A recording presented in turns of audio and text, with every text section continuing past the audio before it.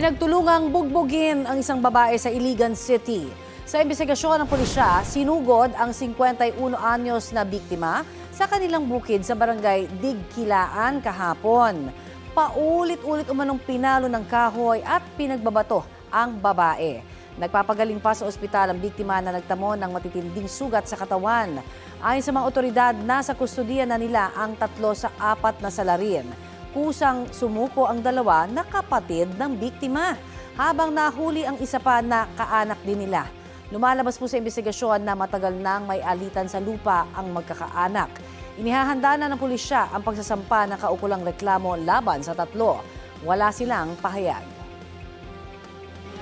Sugatan ng isang motorcycle rider at kanyang angkas matapos sumemplang sa Talisay, Batangas.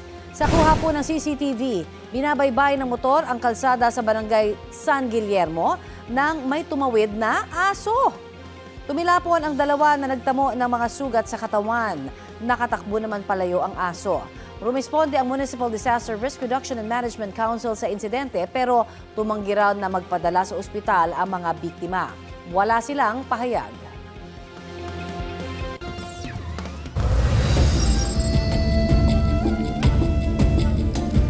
Nagkarambola ang 3 sasakyan sa Nagilian, Isabela.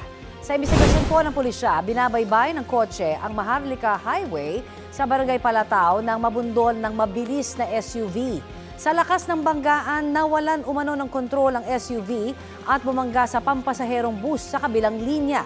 Dinala sa ospital ang sugatang driver ng kotse, driver at pasahero ng SUV at ang konduktor ng bus. Wala pa silang pahayag. Patuloy naman ang investigasyon sa insidente.